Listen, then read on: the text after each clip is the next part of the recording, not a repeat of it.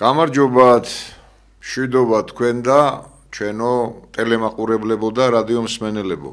უპირველეს ყოვლისა უდიდეს დღესასწაულს გილოცავთ, ქრისტე აღდგა გეგა და ჭეშმარიტად აღდგომილი მაცხოვარი იყოს თითოეული ჩვენთაგანის, თქვენთაგანის ფარველი სრულიად ივერის და სამართლმადიდებლოსი. გილოცავთ. კი ბატონო, ეხლა თქვენს წინაშე დღეს ვართ, როგორც ამჩნევთ, გეგა ხვედელიძე და მე ბეკა თაუბერი, კაპანაძე, ვიქნებით ასე 2 საათის ფორმატში, პირველი ნაწილის შემდეგ გვექნება მცირე ჭრა და შემდეგ მეორე ნაწილში დაგიბრუნდებით, რა თქმა უნდა, რა დროსაც, რა მზარებსაც მივიღებთ და გვექნება კომუნიკაცია, რა თქმა უნდა, ჩვენს საზოგადოებასთან.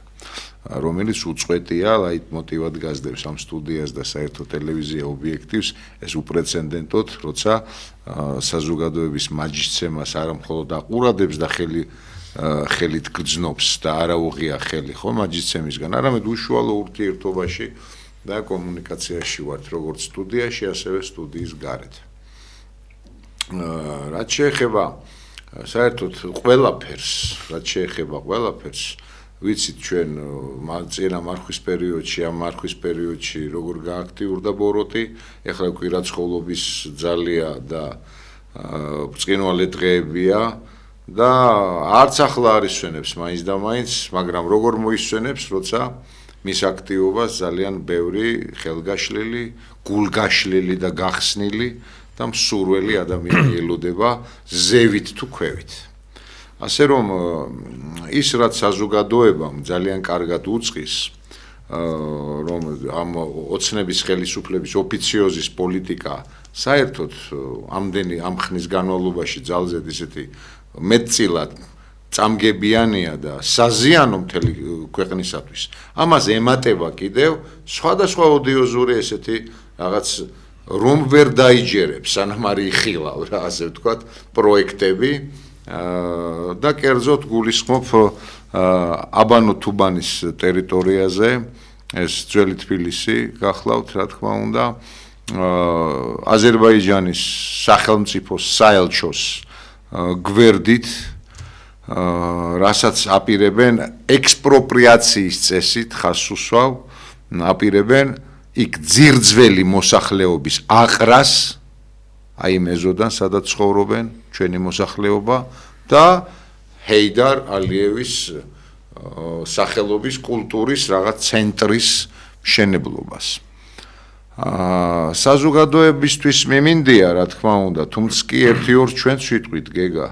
უბრალოდ კულტურული ცენტრები ძალიან კარგია, მაგრამ ერთი რამ მინდა გითხრათ, აი ეს ფეხქვეშ გაგება აღარ საუბრობ იმაზე თუ რომელი ადამიანი წარმოჩნდა უპირველესი და ვინ იყო თანადამსწრე, რომელიც სტატუს quo მას უპირველესი უნდა ჰქონდეს როგორც პრემიერს, როგორ გიდივით დაჰყვებოდა და არც გიდივით მინდა გითხრათ ალიევს და ამ ჭრდილოვანი პოლიტიკის გამტარებელს და საერთოდ რომ არ გააჩნია პოლიტიკური სახელო, იურიდიული პირიც კი არ არის პოლიტიკაში, ამ დროს მართავს რა. აი ამ დროს ძალიან კარგად გამოჩნდა ასევე მრავალისთვის, თორე ჩვენთვის დიდი ხანია, რაც ყველაფერი თავის ადგილზე დგას და კარგად ვამჩნევთ რა როგორ არის. მე მინდა გითხრათ და შეგახსენოთ, რომ ძველი თბილისი იქნება თუ ახალი განაშენიანება თბილისში, ის ეკუთვნის მის აღმატებულება ამ ქვეყნის მოსახლეობას, ხომ, ქართველ ერს, ხალხს, სადაც რა თქმა უნდა შეიძლება შედიან არაქართველი ეთნიკური ჯგუფები, რომლებიც აქ ისტორიულად ცხოვრობდნენ, ხომ, მამა-პაპანი, ხომ, მათი მეტნაკლებად. მაგრამ ცალსახად ესე აყარო მოსახლეობა და იქ იმის გამო, რომ ექსპროპრიაცია გულისხმობს თავის თავში არსში, ეს პუნქტი, ეს კანონი, რომ საზოგადოებრივი საჭიროებისათვის სახელმწიფო ესეთი ინტერვენციით, ასე ვთქვათ, ანხორციელებს ამ პროექტს. ეს საზოგადოებრივი საჭიროება, ბატონებო, არის სახელმწიფო მნიშვნელობის წყალგაყვანილობა, აუცილებელი ხომ, საჭიროა აუცილებლად. იქ გნებავთ გაზსადენი, ხო გაზის ასე ვთქვათ კომუნიკაციები, ელექტროსადგურის დაუშვათ უпроსტად ელექტროენერგიის მიწოდების სხვადასხვა კომუნიკაციები, რაც აუცილებელია როგორც ქალაქისთვის, ისე მთელი ქვეყნისთვის. იქ ხიდის მშენებლობა ბატონო ჩემო და ესეთი მართლა საზოგადოებრივი საჭიროებისთვის, სასიცოცხლოდ მნიშვნელოვანი ობიექტების მშენებლობისთვის კეთდება ეს ექსპროპრიაციის წესი. აქ რომელ საჭიროებაზეა გასაუბარი? საჭიროებაა ის არ გვეყო წინებთან რომ გარეჯი გადააფორმეთ? ან თუნდაც ის არ არის საკმარისი გლოვისათვის, თუნდაც ბრძოლისათვის, თუნდაც აქცენტების დასმისათვის, გეგა, რომ ჩვენი ისტორიული მხარე, ჩვენი წმინდა მიწა, რა თქმა უნდა, ღვთისმშობლის კურთხეული მიწა არ არის მხოლოდ მცხეთა. სრულიად საქართველოა ღვთისმშობლის წილხვედრი, თავისი ძირძველი ტერიტორიებითაც და ჩვენი ძირძველი ტერიტორია გახლავთ და მხარე ცნობილი კაკენისელი, იგივე ჰერეთი, რომელს სახელმწიფოსაც ხელთ უპყრია და ვისი იურისდიქციაც ვრცელდება, იქ ძალიან კარგად ვიცით. კიდევ ქართულმა ხალხმა კიდევ არის ეს ახლა დამცრობილი რუკებით ვიცნობთ ჩვენ ჰერეთს, თორე ჰერეთი მთელი თავისი მასშტაბით არის ერთ-ერთი ყველაზე დიდი ვრცელი კუთხე, ისტორიულად დატვირთული კუთხე და ფაქტობრივად თავისი სულიერი დატვირთვაც უდიდესია ამ მხარეს. ისტორიული ცივილიზაციური ყველანაირი და ზომითაც უზარმაზარი იყო, უბრალოდ მე ის საბჭოთა რუკებში დაიმსრო, როგორც ახლა გარეჯიც ხო უნდათ რაღაცას მიამატონ. კი ბატონო, 39 წლის რომ გააქვეს საერთოდ. ხო, იქ ყველაფერი სხვაგვარად არის. უბრალოდ ახლა პროპაგანდის ნაწილი არის ერთი მხარე და არსებობს მეორე ჭეშმარიტება და რეალობა, რასაც ეს მართველი გუნდი ხშირად ურევს ხოლმე საზოგადოების თავგზის ასარევად. აი ეს არის პრობლემა რა. რა თქმა უნდა, პრობლემაზე დიდი პრობლემა კიდევ შეიძლება ითქვას და უბრალოდ აი რამ სურს თქვა. გასაგებია რომ არა გაუგებარია, მაგრამ აი ეს რომ გაუგებარია, ესაა გასაგები ჩვენთვის, რომ ყოველ ნაბიჯზე რაც კანონ პროექტთა ინიციირებას ეხება, რაც თქვენ სურვილებს ეხება, გაჟღერებულს თუ გაუჟღერებელს ზოგჯერ თქვენი აი დაბალი კასტის წარმომადგენელი რომ ასე ვთქვათ გააჟღერებს ხოლმე ეს უკვე რა თქმა უნდა ნიშნულია რომ არ არის ეს არც კანონ პროექტი, არ არის ეს არც ზრუნვა, არ არის ეს არც არანაირი პოლიტიკის რაღაც აი პოლიტიკა არ შეიძლება მას ეწოდოს. პოლიტიკა თვითონ დეფინიცია სიტყვა ვიცით საიდანაც მოდის და პოლიტიკა რაც არ უნდა წარმოაჩინონ თანამედროვეთ ბინძურ საქმეთ ძალზედ ხშირად გვიტყობს ეს წმინდათა წმინდა პასუხისმგებლობა და პროფესია. მსახურებითი მოღვაწეობა. მსახურება, ეს არის ერის მსახურება, როგორი მსახურებით ჩვენ, რა თქმა უნდა, ერის მართლა ერისთვის თავდადებულნი, როგორც იერარქიულად როგორც მონარქები, ასევე ერის ხალხი ჩვენ εν რაოდენობით ყოლია და ამითაც გამოირჩევა ჩვენი წმინდა ასე ვთქვათ ისტორია, ჩვენი ისტორია. უბრალოდ კითხვა გაგიჩნდება გეგა რომ აი არის საკითხები, სადაც ოპონირება აუცილებელია ხელისუფლების, აი ოცნების ხელისუფლების მიმართებაში. არის საკითხები, სადაც მათი ტანდემია და ძალიან ბევრია ეს საკითხი, სადაც ბუსს არ უფრენენ ერთმანეთს და კონკრეტულად გეტყვით, რომ ფინანსურ-ეკონომიკური კოლონიზაცია საქართველოსი გრძელდება, ბატონებო, გრძელდება და ძალიან კარგად ვიცით, რომელი ვექტორიდან მომდინარეობს და ვინ ამწვანებს ამ ყოველივეს, ვინ აძლევს მწვანე შუქს, ხო? ერთი გამოსვლა, ერთი ოპონირება, რაღაც ანტაგონისტური მცირე რამე ჩანასახის დონეზეც კი არ გვინახავს ეგრეთ წოდებული ოპოზიციისაგან და ოფიციოზი რას ბრძანებთ? პირიქით რომ საქართველოს დააკაბალეს ამ ბანკირ მებახშეთა სისტემებმა რომელიც დიდი ხანია ბოგინობენ საქართველოში. დიდი ხანია. კონკრეტულად ევროკავშირი რომ გსურთ, ჯერ რომელ სურვილზეა აქ საუბარი, იძახით რომ ბრძანებენ რომ 2028-ში განახდება, მე 30-ში ხელს მოვაწერთ, ჯერ ხო ამ ტვინიკოსებს სურთ რომ ევროკავშირი შეცვალონ. ევროკავშირის ესე იგი პარადიგმა, მისი მოწყობის Deep State-ისგან დამოუკიდებელი ევროკავშირი შეცვალონ ამ ძალიან ძლიერებმა და ხერხემლიანებმა და მერე შევიდნენ. თუ ამდენი შეგიძლიათ, კი არ შეხვიდეთ, კაცო, აქეთ შემოიერთეთ. აქეთ შემოიერთეთ თქვენ დალუცვილებო, აქეთ. თქვენ ბრძანებთ ხოლმე რომ ეკონომიკურ, ასე ვთქვათ, ჭრილში ინდექსებით და იმ სოფლიო ორგანიზაციების, ამა თუ იმ ორგანიზაციის კვლევებით манипуლირებთ.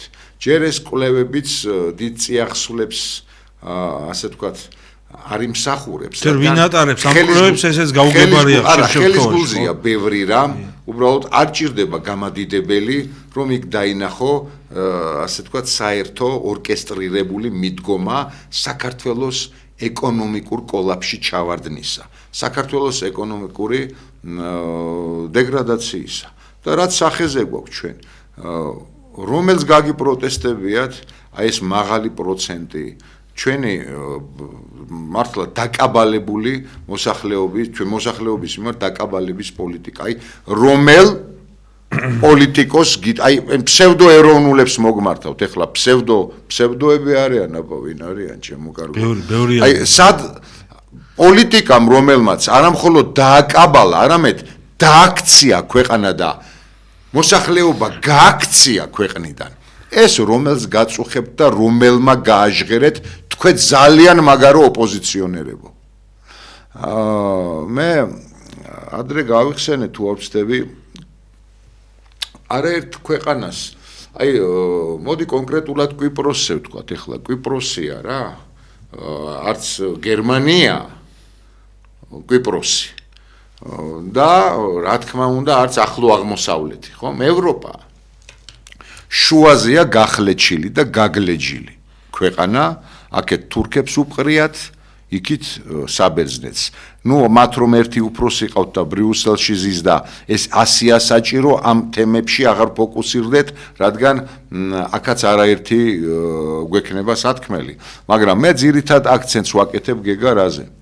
რომ კვიპროსში მოსახლეობისთვის ზრუნვა, ამ გახლეჩილი კვიპროსია საუბარი. მოსახლეობისთვის ზრუნვა იმდენად, აი ფისკალური მიმართულება, იმდენად ეფექტური, იმდენად აი კეთილსაიმედოა, ეს არა სტაბილურია, ასე ვთქვათ, რომ პროცენტი იქ არის მაქსიმუმ 3, როცა საკრედიტო პოლიტიკას ვეხებით ჩვენ ფინანსურ ჭრილში და ასევე არის 1%, 1% ზოგჯერ გიგა ინფლაციის შედეგად დგება ხოლმე, 1% არაფერი არ არის. აი ჩათვალე რომ ეს არის მართლა უფასო, რასაც აანონსებდა ეს უფასო ფული, შეიძლება ასე ვთქვათ მათ ენაზე რა, რასაც შეპირდნენ მთელს მოსახლეობას. აი კვიპროსიც კი ასეთი ინიციატივებით, ზრუნვით და მართლაც სახელმწიფოებრივი აზროვნებით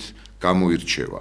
კვიპროსიც იმიტომ აღნიშნე, რომ არავით არ კნინობით ფორმაში, მას დიდი ისტორია აქვს, დიდი სულიერების ცენტრია, ასევე კვიპროსი და რაც შეეხება ეკონომიკის კუთხით და საბანკო მიმართულებით, აგერ ერთი მაგალითი მოვიყვანე და მე მგონი სხვა მაგალითები თუნდაც კვიპროსთან დაკავშირებით აღარ უნდა იყოს საჭირო.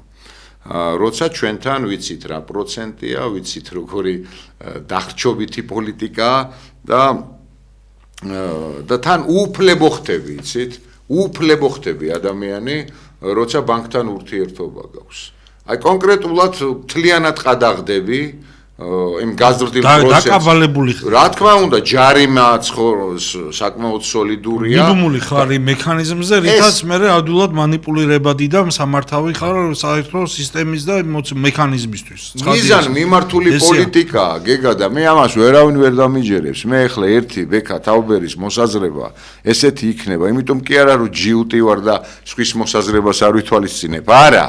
ჩემი მოსაზრებაა და ალბათ არა მხოლოდ ჩემი, რომ არის ორკესტრირებული თემები, რომ ამ ქვეყანამ წინ ვერ წაიწიოს და საერთოდ პოლიტიკური მეგობრები მუდმივად მით უმეტეს საქართველოსათვის არ არსებულა ისტორიის მანძილზე და მით უმეტეს როცა მართლა სახელმწიფოებრივად უხერხემლო ხელისუფალი ყავს, მართლა სახელმწიფოებრივად ბეცი და რენეგატიზმისკენ, რენეგატობისკენ მიდრეკილი, რაზეც არაერთი ნაბიჯი მათი მეტყველებს ხელისუფალი ყავს. რა თქმა უნდა, ვარდნისა და უკანსვლის ნაბიჯები საკმაოდ ტემპით ხორციელდება და ქვეყანა ძალიან დიდი ხიფათის და წნეხის ქვეშ ექცევა. რა თქმა უნდა, უფსკულის პირას შეიძლება ჯერ არ ვიდგეთ, მაგრამ ასე გაგრძელება მოსახლეობას, რომელიც გარბის აქედან და წარმოიდგინეთ, ესე იგი, პიროვნებები, ადამიანები, ოჯახები, რომლებიც გავიდნენ, რომ ლუკმაპური იშოვენ, აქ სრულიად დაკაბალებულნი, ბინა გამოიხსნან, ოჯახი არჩინონ და ასე შემდეგ. რატომ? იმის გამო, რომ აქ მათ პირობები ელემენტარულიც კი არ მიეცა, ხომ? აი შემოსულ ადამიანს, როცა სასათბურე პირობა ეძლევა, შემოსულებს, ხო, რამდენია შემოსული გეგა და საკუთარს როგორც ვექცევით და ვექცევით, ხომ, ეკცევით. ეს რა არის? ეს არ არის ღალატი ქვეყნის წინაშე. ეს არის სწორედ ასე ჩვენ ახლა. რა ქვია ამ საქციელს, რა ქვია? მამული ენას არწმუნოება? ბოლო დროს განსაკუთრებით. სად არის მამული თქვენ უბედურებო, ან სარწმუნოება სადაა თქვენი? ან ენა. სულ მაგაზე საუბარი და ბატონი დავით არხანმოურავი, ქალბატონი ირმა ინაშვილი და ჩვენ ყველანი ხშირად ვახსენებთ და ვამბობთ ამას, რომ ესე ვთქვათ, გაიაზროს ჩვენმა სოციუმმა, ჩვენმა საზოგადოებამ, რომ ჩვენ ვცხოვრობთ რაღაც ნეოფეოდალიზმის ერთგვარ ფორმაციაში. ანუ ეს არის ფეოდალიზმის თანამედროვე ვერსია, რაც შემოგთავაზა ბიძინა ივანიშვილმა, ირაკლი კობახიძემ, პაპუაშვილმა და ამ პოლიტელიტამ, რომელიც დღეს დაპატრონებულია საქართველოს. ანუ კი არ მართავს, უბრალოდ კი არ მართავს, არამედ დაპატრონებულია.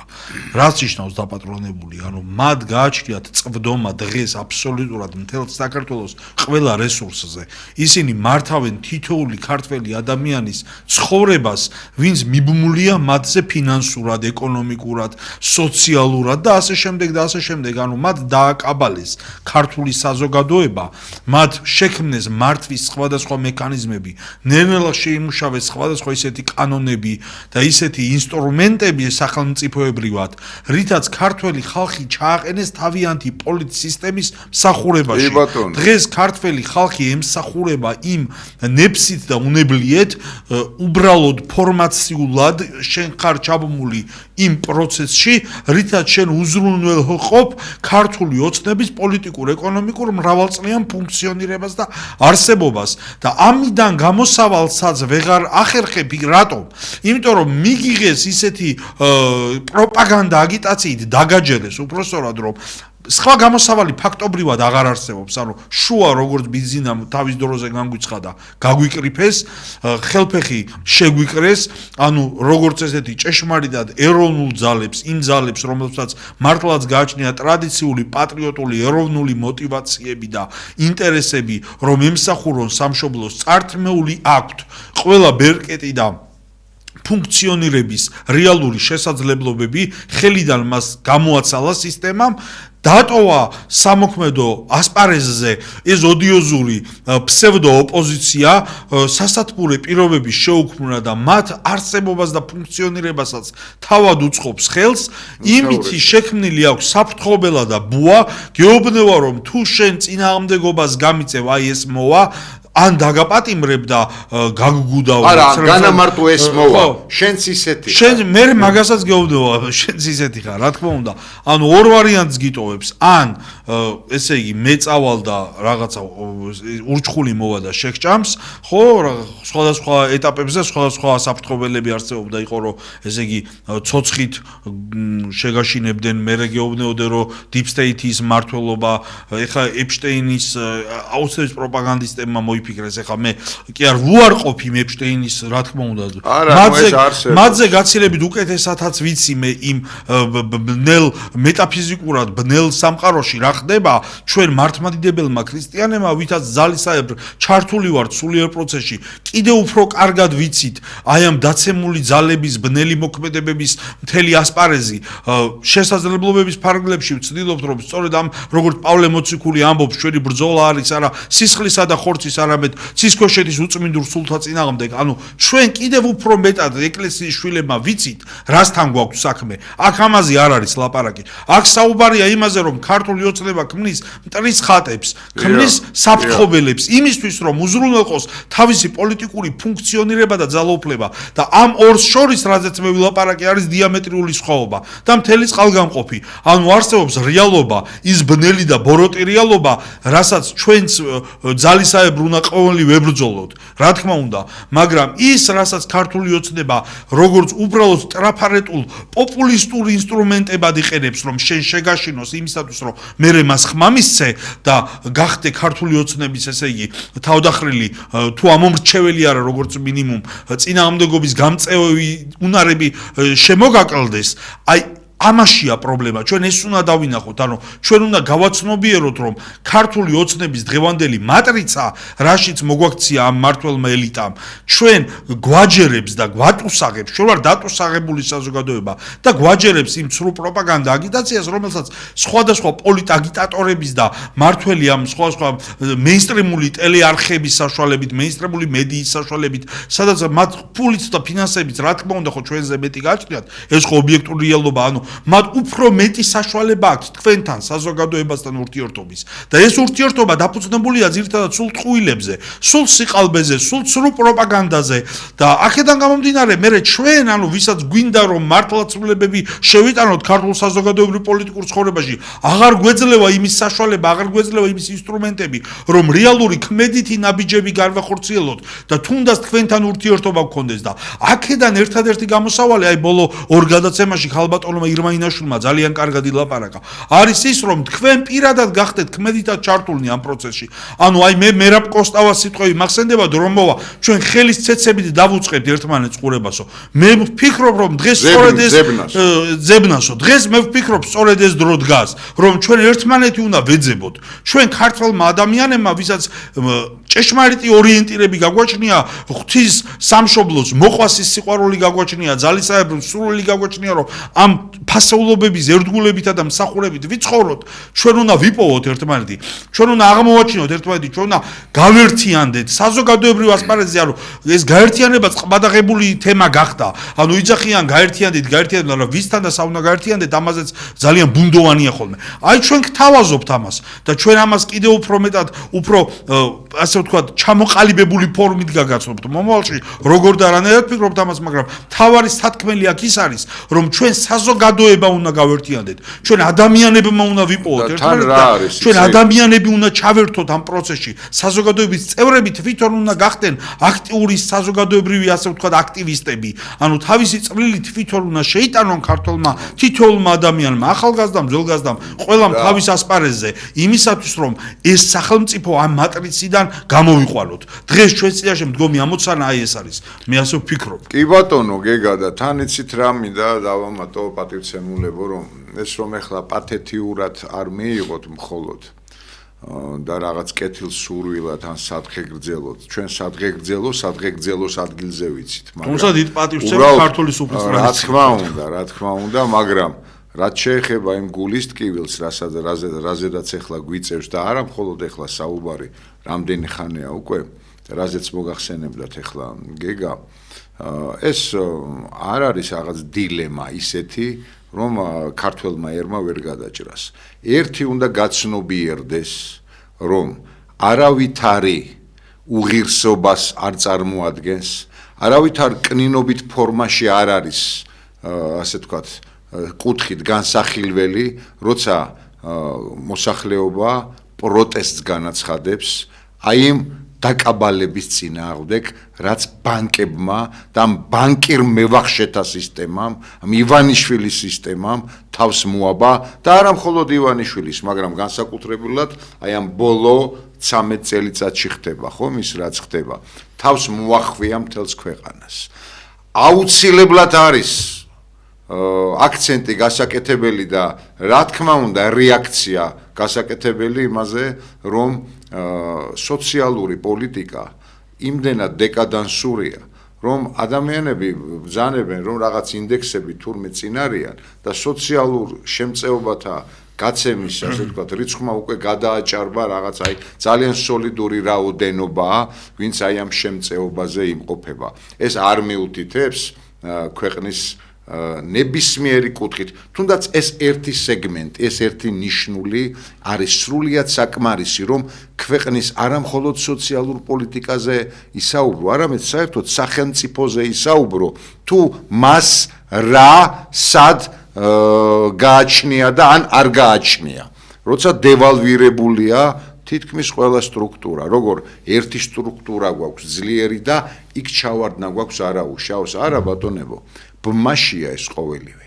სახელმწიფოს რაღაც მონოლითურ ორგანიზმში რგოლოვანად იმდენად ბმაშია, რომ წარმოუდგენელია ერთის რგოლი ჩავარდეს და დანარჩენებმა იფუნქციონირონ. არა, აქ ჩვეულებრივად, სახელმწიფოებრივად მოაზროვნე ხელისუფალი, ვინც კი დაუშვათ, ვიზეთ შეიძლება ვიმსჯელოთ ჩვენ და რა თქმა უნდა არა დღევანდელებზე, იმდენად ფოკუსირებულია თავის ქვეყნის ყველა მიმართულებით და დაიწყებს ალბათ სოფლიდან, რომელიც დააცარიელეს მიზანმიმართულად, ყველა რეჟიმმა ალბათ ზვიად გამსახურდიას შემდგომ და განსაკუთრებული პიკს მიაღწია დღევანდელობაში, ხომ ამ 13 წლის განმავლობაში, რომ სოფელი დაცარიელდა და ამ დროს წარმოება 0 კუდარია.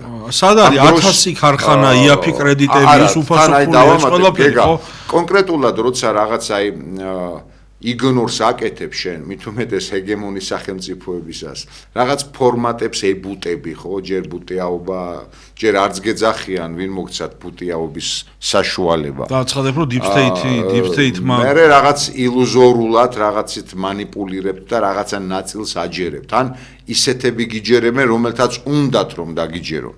ეს ყოველივე ხომ რა გითხრათ, აი შორს წაუსვლელი, შინ მოусვლელი ინიციატივებია თქვენთვის.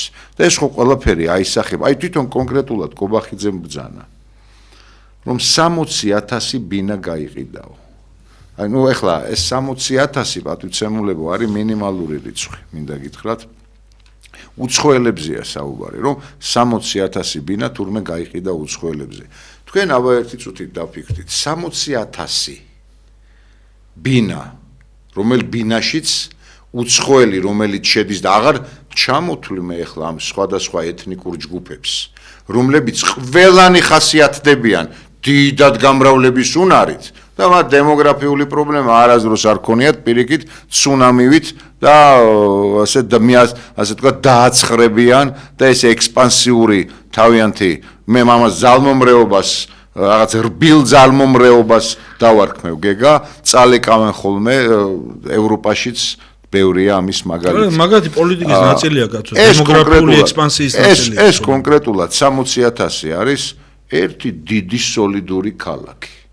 60,000 ბინა, რაც მინიმალურია, მინდა ხაზი გაუსვა და თვითონ მე ახლა ფაქტი ჯიუტია, ვერ უარყოფს, ხომ ეს ამონაწერია, ოფიციალურია, მაგრამ ჩვენ ვიცით, რომ განსაკუთრებულად კიდევ უფრო გაცილებით დიდია ეს რიცხვი, რომ უცხოელებმა აქ რა რაოდენობის ბინები შეიძინეს. არის კიდევ საკმაოდ აი მოულოდნელიც ალბათ და ალბათ აი შეჯიბრი რო გაიმართოს, საერთოდ აი ოფიციოსთა შეჯიბრი, სხვადასხვა სახელმწიფოს ოფიციოსთა შეჯიბრი, აი და რაში ვინ მიიღებს ისეთ გადაწყვეტილებას, რომელსაც არც მოსახლეობა ელოდება და რომელიც არის ჰიპერ არასახელმწიფოებრივი. აი ამაში, აი ამ სამეულში მაინც საპრიზო ადგილზე თუ პირველზე არა, პირველზე იქ არა თქვენ რომ რაღაცას манипуლირებთ, რაღაცა ინდექსებით, რაღაც ეკონომიკური რაღაც ილუზიებით, არა. სამეულში მართლა იქნებით, აი ამ ოდიოზური და მართლა ილუზორული გადაწყვეტილება. და ურთიერთგამომრიცხავი კანონების და ეხლა მიიღეს კიდევ კანონი, კაცო, ღებულობენ ეხლა უბრალოდ ცვლილებაა დაინიცირებული რომ C5 კატეგორია ქვია, C5 კატეგორია. მსყიდველობით ეხლა მე თვითონ ციტირებას და დეფინიცირებას არ დავიწყებ მთელი კანონპროექტი და იმ ჩანაწერისას, რომელიც ცვლილებას ეხება.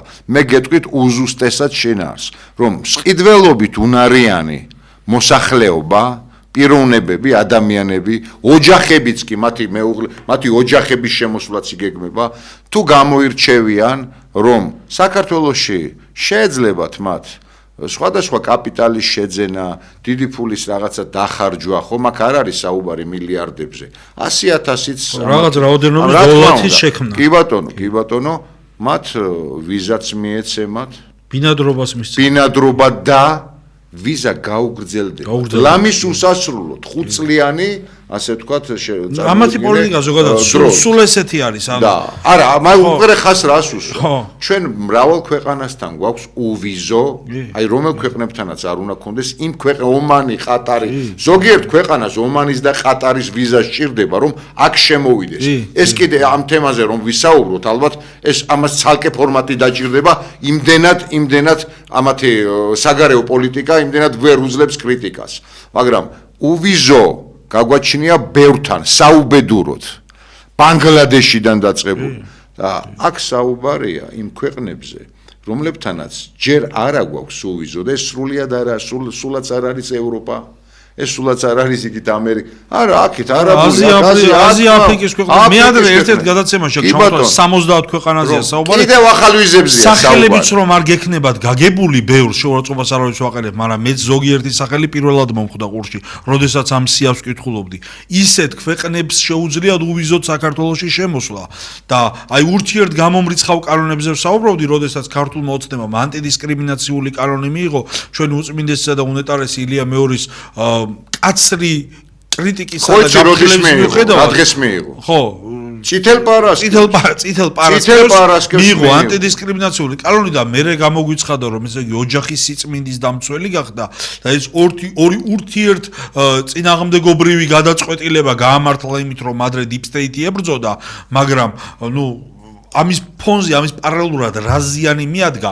მოდი გადახედეთ ეხლა თქვენ, რო დასწინით, იქ აკაცუკებს და იქ მყოფი საზოგადოება, ის ახალგაზრდები მყავს მხედველობაში, რომლებიც ბევრისთვის მიუღებელია და ბევრი რამ მათში ჩემთვისაც მიუღებელია, თან კატეგორიულად და კიდევ უფრო მეტადაც მიუღებელი სულიერი გაგებით, ვიდრე ბევრი ეგრეთ წოდებული ქოც პროპაგანდისტის შეიძლება რაღაცებს იაზრებდეს, ეხლა თავის მოწონებით მე არ ვსაუბრობ, მაგრამ რაღაცებს უფრო ჩვენ ცოტა სხვანაირად გეგა ბოდიში და ამ ახალგაზრდებში ესენი ხედავენ მხოლოდ საკუთარი სკამის დაკარგვის საშიშროებას. მეტი აქ არ არის ეს პროდუქტი ვინ შექმნა, ვინ მოიყვანა დღემდე, როდესაც მარიხუანის ლეგალიზაციაზე ლაპარაკობდა ეკლესია, როდესაც ამ ანტიდისკრიმინაციულ, როდესაც ამ გაუთავებელ სექსუალური უკუღმართობისა და სიმახინჯეების მთელ რიგ უბედურებაზე მოგიწოდებდათ მართლმადიდებელი ელი და ბერი და ასე შემდეგ. ეხლა აღარ ჩამოვთვლი, ყველამ კარგად იცით, აღარაფერს ვიტყვი იუენალურ იუსტიციაზე და ასე შემდეგ. მთელი ამ წლების განმავლობაში ვინ შექმნა ის ბოროტების მექანიზმები და მანქანება, რითაც დღეს მივიღეთ ჩვენ ეს პროდუქტი და დღეს იმისთვის რომ მათ სკამი შეინარჩუნონ, საკუთარი პოლიტიკური და ფინანსური ინტერესები დაიცვან და გააგრძელონ პოლიტიკური ფუნქციონირება, როგორც ამ ფეოდალურმა ელიტამ, რომ რაღაცეებს გვატყუებენ, რომ იქ ვიღაცამ deep state-დან ზარი გაისმა და იძულებული გავხდი დავნიშნო და ეხლა რამდენი საუბარია მელაპარაკოს შალვა რამიშვილი და მსგავსი ტიპის ადამიანები მე ხო ამას ხო მე არ დავიჯერებ და თქვენც მოგიწოდებთ რომ არ დაიჯეროთ და თავებს ნუ რა ვიცი თუ მოატყუებთ რაზეა საუბარი რა თქვა ხო არა რო იძახი ზოგადად deep state-ის ზარებზე მაქვს საუბარი და იმაზე რომ ესე იგი ამდენი წლების განმავლობაში ქართული ოცნება ზეწოლის ქვეშ იყო იძულებით ღებულობდა ამას ეხლა ივანიშვილი რო გამოდიოდა 2013 წლის 17 მაისს და ქართველი ხალხი ნენელაო მამათმა ლურცოდოს მიეჩვეო ყველას კარგად შეგიძლიათ ეს ნახოთ არსებობს ამის ვიდეო ჩანაწერები ანუ ეს პოლიტიკა აწარმოა ამ ძალამ და ამაზე არ იღებს ის პასუხისგებლობას უბრალოდ იძახის რომ ამან მე იძულებული გავხდი deep state-ის ეგავლენით მაგრამ ეს შედეგი მივიღეთ დღეს აქამდე მოვიდა ქართული სახელმწიფო და დღეს როდესაც ჩვენ გამოსავალზე ვლაპარაკობთ და გვინდა რომ რაიმე შევცვალოთ ყველა ბერკეტი ჩაგვიხსნეს ყველაფერში ხელს გვიზღუდავენ ყველაფერში ხელს გვიშელიან უბრალოდ და გვაცხადებენ რაღაცა მტრულ ძალებად და საკუთარ ამ ფსევდო სათბურში გამოზრდილ ოპოზიციას უკეთებენ აქტუალიზაციას. იმისათვის რომ მათ იარსებონ ორივე ძალამ პოლიტიკურად და ეს ორი ძალის თამაშს უნდა უყურებდეთ კიდევ მრავალი წელი და იძახიან რომ 2034 წელსაც ჩვენ ვიქნებით და რაღაცა განცხადებებს აკეთებენ. თუ არ გავაცნობიერეთ ჩვენს წინაშე მდგომი საშიშროება და ამ ყოველივეს წინააღმდეგობა არ გავუწიეთ რეალურად ვდგავართ ძალიან დიდი ჩვენი ეროვნულ სახელმწიფოებრივი გადაგვარებისა და სრული დეკადანსის რეალური დილემის წინაშე. ანუ ჩვენ როგორც ერი ვნადგურდებით, ჩვენ როგორც ისტორიული ეთნოსი ვნადგურდებით, საქართველოს როგორც ცივილიზაცია იღუპება. აქ შეიძლება რაღაც სინგაპურის მსგავსმა სახელმწიფო მიარსებოს. მე არ ვამბობ რომ საქართველოს გაქრება რუკიდან, მაგრამ როგორც ერი და ცივილიზაცია ისტორიულად ჩამოყალიბებული იმ სულიერებითა და ცნობიერებით, რაც იყო საქართველოს და რაც არის საქართველოს თავის არსში რითაც მყოფობს საქართველოს, რაც არის ვისაც ეს ესმის და ვისაც ამის გააზრება შეუძლია, უნდა მიხვდეს იმას რომ ეს ნადგურდება და ეს იღუპება. და ამას შველა ჭირდება და ამას სათანადო რეაგირება ჭირდება.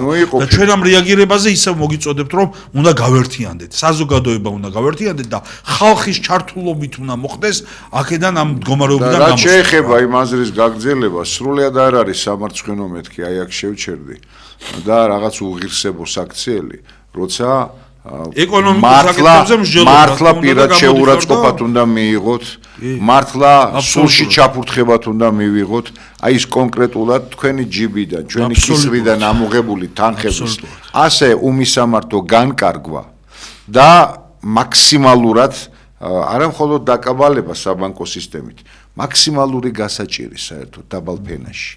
აქ ხომ დაბალი ფენა, აქ იმ დღეს ციფრიცა თქვა ხომ რიცხვი დავითმა, რა მნიშვნელობა აქვს ახლა ეს 24000 კაცია თუ 34000 კაცი, რომელსაც ცაკოდათ არ მიაჩნია და დედამიწა ქალამნად. აბა დანარჩენებს გადახედეთ, რომლებიც ყოველდღიურობისთვის იბრძვიან, ლუკმანპურისთვის იბრძვიან. ადამიანები, რომლებიც სტრესულ გარემოში ცხოვრობენ. ეს ღიმილიანი, ეს მზიანი ქვეყანა. ეს მართლა პატრიარქის თქმის არ იყოს, ხომ? მზიანი ღამეები ბრძანა მან. ხომ აი მართლა მზიანი ღამისა და მართლა აი ხალისისა და დიდი მადლის ქვეყანა. როგორ შეიძლება ასე დაამცროთ? როგორ შეიძლება ამას თქვენ ვერ შეძლებთ, მაგრამ ის მცდელობა მაინც აისახა ქვეყანაზე აუცილებლად. თქვენ არ ხართ ის ხერხემლიანები, რომ ეს ქვეყანა რაღაცა გადაარჯულოთ ან არა. ამ ქვეყანას ბოლომდე უწერია მისვლა.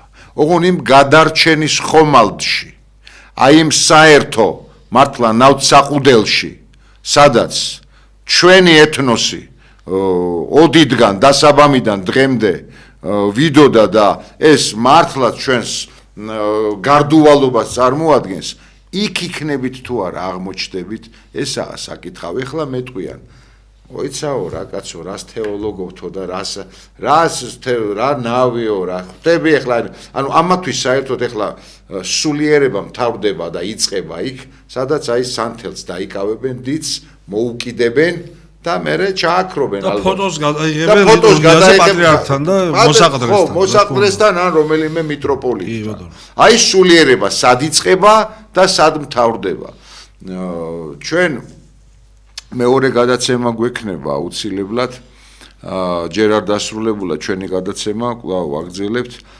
მცირე ჭრის შემდეგ და ტელემაყურებელმა რომ იცოდეს და რადიო მსმენელმა ჩვენ რა თქმა უნდა ზარებს შემოუშვებთ მეორე გადაცემაში და გვექნება საუბარი, გამოხატავთ თქვენს მოსაზრებას ამ არსებულ ვითარებაზე. ჩვენს გვიახლოვდება პატრიარქის ჩვენი უწმინდესის 40, ეს რა თქმა უნდა ეს დიდი სიმძიმილის დღეები. იმის წინა დღეს არის სინოდის კრება დაგეგმილი და მე მინდა გთხოვოთ ყველას კიდევ ერთხელ ამაზე გსურდა ჩვენ თქმა და შენ თქვი რა. როგორც ერთმა უბრალო ქრისტიანმა მართლმადიდებელმა და მართლმადიდებელი ეკლესიის ცოდვილმა შვილმა ის სოციალურ ქსელში რო წინა საარჩევნო პოლიტიკურ წინა საარჩევნო კამპანიას დაემგვანა ეს პროცესი, ეს არის დაუშვებელი. ყოვლად შეუფერებელი მართლმადიდებელი ქრისტიანი მრევლისათვის. აი ეს დამოკიდებულება ეს არჩევნებისადმი, ანუ პატრიარქის არჩევა ეს არ არის საკრებულოს არჩევნები და ეს არ არის საპარლამენტო არჩევნები. სინოდალურ კრებაზე მოქმედი არის სულიწმინდა. ერთადერთი რაც ჩვენ შეგვიძლია და რაც უნდა გავაკეთოთ და რაც გვმართებს, ეს არის რომ ვილოცოთ იმისათვის რომ აღსრულდეს ნება ღვთისა. ჩვენ ნება ღვთისას ვერ ვშვრეთ, ამას შვრეთდნენ დიდი განღმრთობილი წმინდა სულიერებისა და ცნობიერებით განღრთობილი მამები, რომლებსაც სულიწმინდა კარნახობდა თავის ნებას. და დედებიც. რა თქმა უნდა, თუ ადამიანს არ კარნახობს სულიწმინდა, ის თავისი გონებით ვერ შეიცნობს ჭეშმარიტებას და ყოველთვის თავის ორიენტირებს გააკეთებს თავისი დაცემული ბუნებიდან გამომდინარე. რატომ ვამბობ მე ამას? ანუ ეს უნდა იყოს, ის უნდა იყოს, ასე უნდა მოეწყოს, ისე უნდა მოეწყოს. ესეთი ლაპარაკი, ესეთი მსჯელობა, ისევ და ისევ ჩვენ დაგვაზიანებს. და თქვენ საკუთარ თავს აზრია. ინდივიდუალურადაც დაგვაზიანებს და საზოგადოებრივადაც დაგვაზიანებს. ერთადერთი იყოს ნება შენი ღმერთო. თელმა ერმა რომ ვილოცოთ, აი ბიზანტიის იმპერიის დაცემა ერთი საუკუნით გადაიდო, როდესაც ერმა და ბერმა დაიწყო იესოს ლოცვა. აღორძინა პალამისტური მოძრაობა, უფალო იესო ქრისტე შემიწყალე, მე ლოცულობდა მთელი ბიზანტია. აი გრიგოლ პალამაც მაშინ გამოაჩინა. აი ამ ლოცვით, ამ იესოს ლოცვით, ამ ერთი უბრალო რომელსაც თავის არსში არის დამტევნელი მთელი სისავსისა მართლმადიდებლობისა იესოს ლოცვაზე მაქვს საუბარი, ეს ცალკე საუბრის თემაა, რამხელა დიდი და წმინდა მოვლენა იესოს ლოცვა და საჩუქარი ღვთისაგან ჩვენთვის მორწმუნე ქრისტიანებისათვის. აი უბრალოდ რომ დავიწყოთ იესოს ლოცვა ერმა და ბერმა და ვევედროთ უფალს რომ ღმერთო გამოგვიჩინე შენი ნება და ამ ლოცვით რომ გავერთიანდეთ იესოს ლოცვით ქრისტეს სახელით რომ გავერთიანდეთ აუცილებლად ყველაფერი სულ სხვაგვარად და კარგად იქნება არა მხოლოდ ამ ნაწილში კიდევ უფრო ბევრი სხვა რამ დალაგდება და დამშვიდდება ჩვენ ქვეყანაში და არა ეს მუდმივი განკითხვა მუდმივი ცილისწამება მუდმივი ესე იგი პიროვნული თავის წარმოჩინების მცდელობები რაც ისევ და ისევ იმერო დიდი ცოდვა ინდივიდუალურადაც დაგვაზიანებს და საზოგადოებრივადაც დაგვაზიანებს. და მაგ მუშაკობის, ჩემო გეგა, მაგ მუშაკობის გარეშე მე არ იყოს გასაკვირი არავისათვის და არ იყოს სასაყვედურო. ამ საყვედურით კიდევ მეც უფრო შევცოდავთ, რომ აი უფალო ეს რა დაგვემართა. უფალო ეს როგორ გავიცოცხლეთ. უფალო ეს როგორი განსაცდელია. არა, მეგობრებო, მეტაფიზიკურია ყველაფერი აბსოლუტურად. ყოველი ცვარი, ყოველი ღერით მისა დათვლილია და უფლისნების გარეშე მისი ვარდნა თუ ნებისმიერი ფუნქციონირება არ აღესრულება. ჩვენ თითქმის აღარაფერი დაგვჭა პირველ ფორმატში. მადლობა ჩვენ საეთერო ჯგუფს და ტელემაყურებელს, მაგრამ იცოდეთ, ცოტა ხანში დაგიბრუნდებით და თქვენ ზარებს აუცილებლად მივიღებთ დროებით.